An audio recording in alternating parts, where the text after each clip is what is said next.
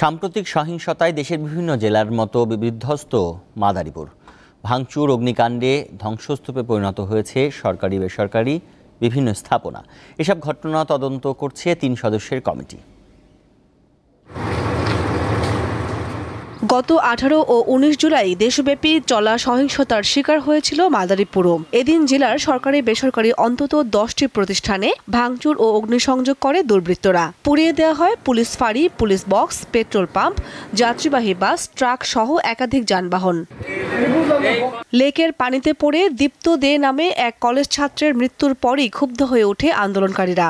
একযোগে হামলা চালায় জেলা আওয়ামী লীগের কার্যালয়, জেলা প্রশাসক ও পুলিশ সুপারের কার্যালয় সহ বেসরকারি বিভিন্ন স্থাপনায়। পুলিশের সাথে ব্যাপক সংঘর্ষে গুলিবিদ্ধ হয়ে মারা যান ২ জন, আহত হন শতাধিক। সার্বিক ফিলিং স্টেশনে হামলা করে, সার্বিক স্টেশনে ব্যাপক ভাঙচুর করে ক্ষতি সাধন করে এবং আমাদের এই ডিপোতে প্রায় ৩৭টা গাড়ি ছিল, এর মধ্যে ৩২টা এই আগুনে পুড়াই দিছে।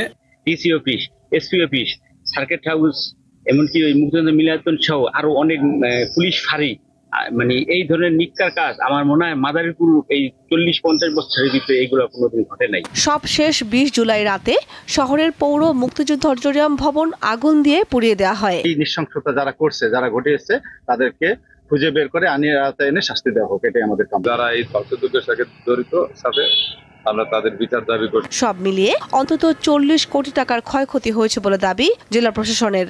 আমাদের কাছে যে হিসাব আছে তাতে দেখা যাচ্ছে যে মাদারীপুরে চলমান সহিংসতায় প্রায় ৪০,৮,৫০,০০০ টাকার আর্থিক ক্ষয়ক্ষতি হয়েছে। আমাদের কাছে আরও নতুন তথ্য আসছে, হয়তো ক্ষয়ক্ষতির পরিমাণ আরও বৃদ্ধি পাবে।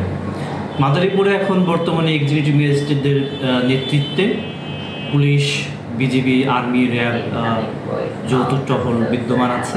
সহিংসতার ঘটনায় ২৯৩ জনকে আসামি করে ৪টি মামলা হয়েছে। এই সমস্ত ঘটনায় যারা ইন্ধন দিয়েছে পিছন থেকে তাদেরকেও আমরা আইডেন্টিফাই করতে পেরেছি এবং তাদের বেশ কয়েকজনকে আমরা ইতিমধ্যে গ্রেফতার করেছি।